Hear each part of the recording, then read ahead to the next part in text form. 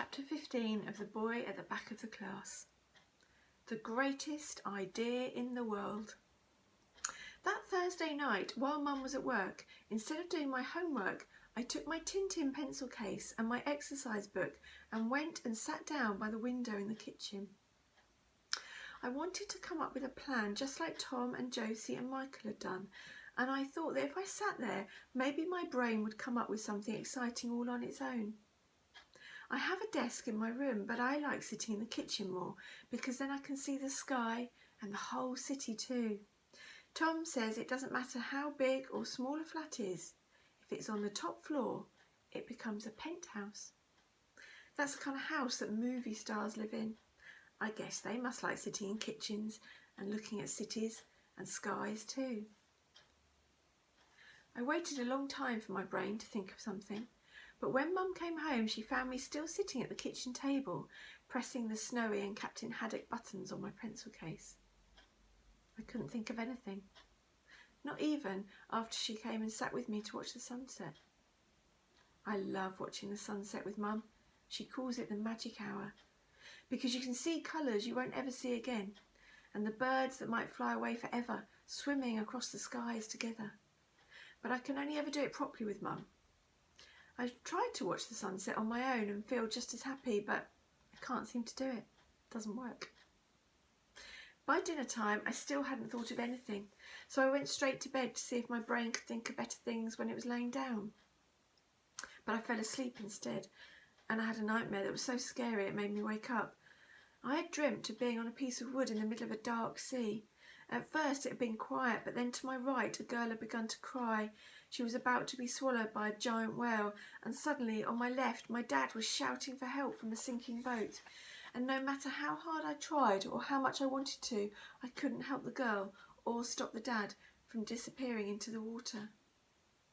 If you've ever woken up after a nightmare when it's pitch black and so late that nothing in the world is awake, you'll know it isn't nice at all. When I woke up, I couldn't hear anything or see anything, and so for a moment I wasn't sure if I was awake or still in my nightmare. But then I heard one of the mice squeaking in the kitchen. I knew I was awake.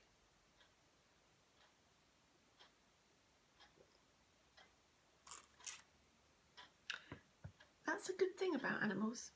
They always let you know they're around, especially when they're hungry.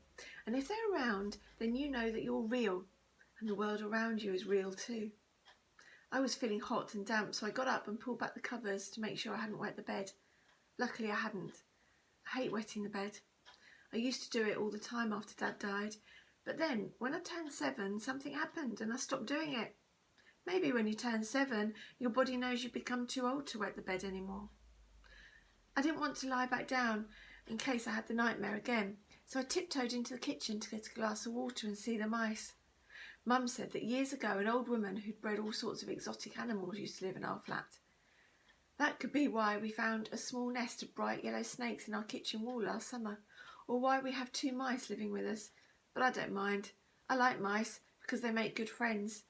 For just a tiny piece of food, they can become your friends for life. They disappear if they don't like you, so you always know if they're going to be your friends right from the start. And it's always good to know from the start, because it saves you from wasting your best cheese. After I got a drink of water, I went back to my room, but I was still too scared to sleep. So I sat on the floor and got one of my favourite Tintin comics out from underneath my bed. It was the one about a rich old opera singer who comes to stay with Captain Haddock, even though he really doesn't want her to, and whose green diamond gets stolen. I couldn't really concentrate on the story because all I could think about was Ahmet and his sister Syra being in the sea. But then, just as I was thinking about the rich old opera singer and how much she looked like the Queen, except with a much bigger nose, it suddenly happened. I had it. An idea. And it was, without a doubt, quite possibly the greatest idea in the world. It leapt right into my head, just like a giant frog, and jumped around until I knew it had to work. It just had to. You can always tell when you've had the greatest idea in the world because it pops up from nowhere. Ordinary ideas take an awfully long time to become an idea because they're just ordinary, so your brain can't get excited about them and has to make it slowly. Like thousands of boring bread rolls being baked in an extra slow oven. But when an idea is truly great, it doesn't take any time at all. It just suddenly appears and makes your eyes go wide and your brain feel as if it's just been pushed out of bed. Jumping to my feet, I got my exercise book and drew out my plan. This is what the greatest idea in the world looked like.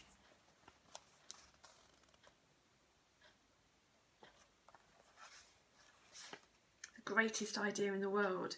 There's a letter being written into the post box, goes to the Queen, past a special policeman, and then Ahmet's mum and dad and a police car, and it goes through the gates while they're still open, and it becomes the greatest surprise. When I'd finished, I stared at it and went over it again and again in my head. I knew right away that it would work, but only if Tom and Josie and Michael helped and kept it all a secret. I got back into bed and I lay there wishing for the morning to come, because as soon as it did, I was going to put the greatest idea in the world into action, and I was going to help Ahmet find his family. I knew it was going to be the most exciting thing any of us had ever done, and that there was a chance it might get us into trouble too. What I didn't know was just how dangerous an adventure it was going to be, and quite how much trouble it was going to get us in.